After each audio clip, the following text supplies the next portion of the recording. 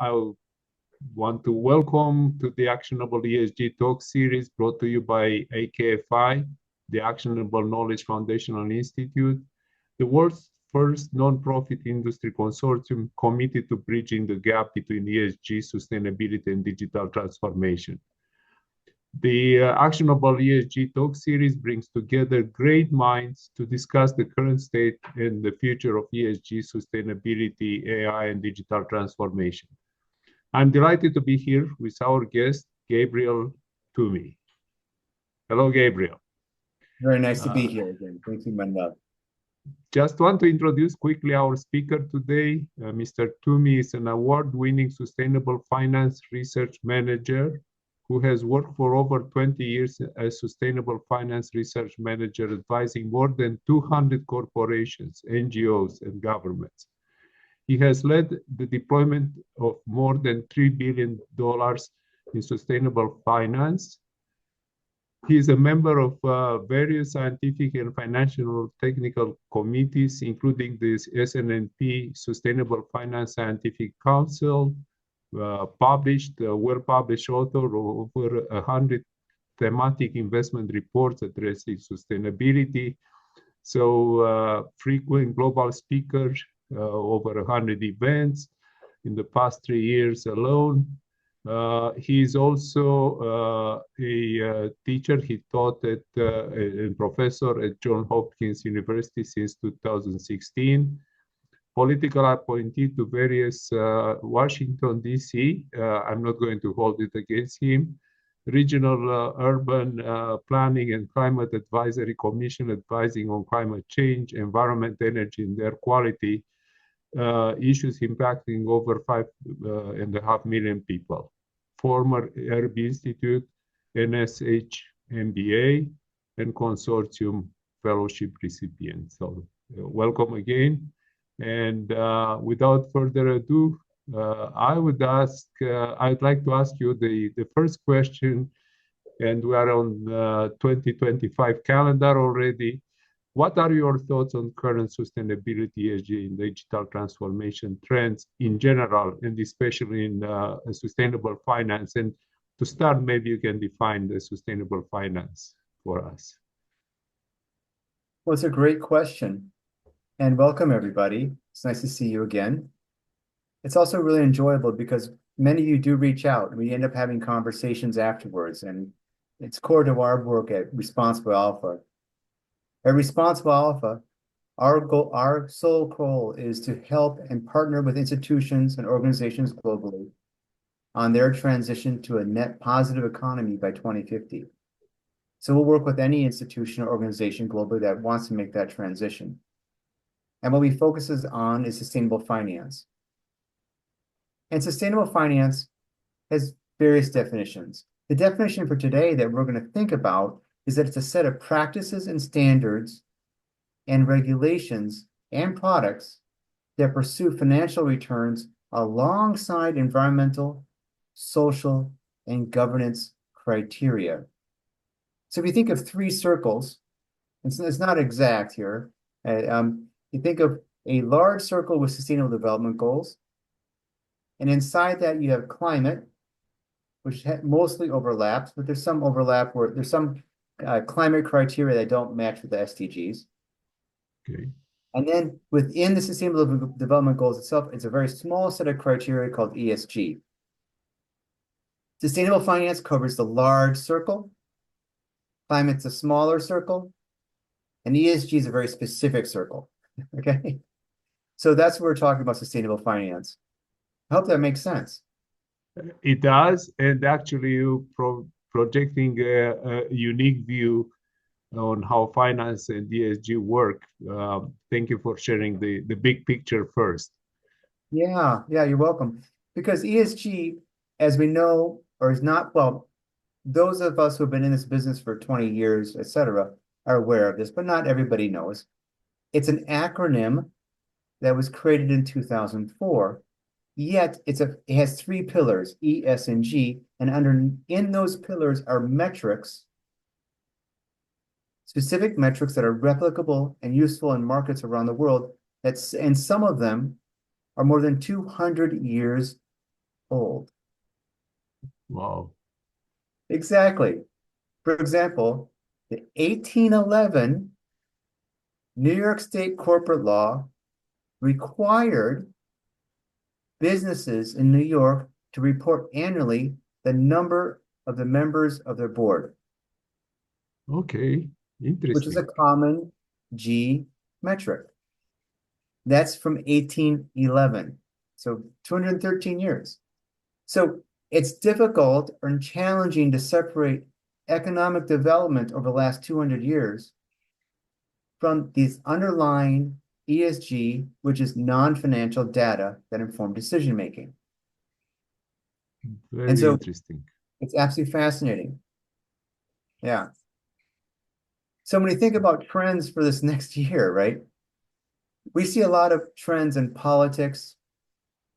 Politicians are coming and going. Different political ideologies are becoming, fashionable and then becoming out of fashion. But when we think of 2025 is a year of optimism, but defined using the concept of hope, of that which is a specific set of criteria that we lean into during times of challenges. So next year is a year of construction for sustainable finance. We're going to get dirty next year. We're going to do hard work. We're not going to be writing papers and going to conferences. For us at Responsible Alpha, in our articles of incorporation, it says we partner with all organizations on their transition to a net positive economy by 2050. So we will never say no to anybody who wants help, because everybody deserves to be part of that transition. So what does that look like, sort of like with numbers and some figures? You want to think about it that way, right? Right now, around the world, there are many circumstances where renewable energy, there's so much renewable energy on the grid that we have actually negative electricity prices. That's then coupled with the rapid decline in battery costs. That's redefining the grid. That's going to continue. For renewables, this year, China spent $369 billion on renewable energy domestically. That's 46%. That's going to expand and grow. For sustainable investing, we look at total assets under management that qualify as sustainability with that broad definition we started the chat with today. Only 11% are in the United States. That means 89% are outside the United States. That market will grow. The EU deforestation regulation will be enacted, putting a set of criteria around transparency for agriculture supply chains. Could you elaborate a little bit about this regulation? Absolutely, yeah. Well, the key of the regulation is that requires that in the supply chain there's what we call a shape file, a map. Okay. So we know where the product's coming from.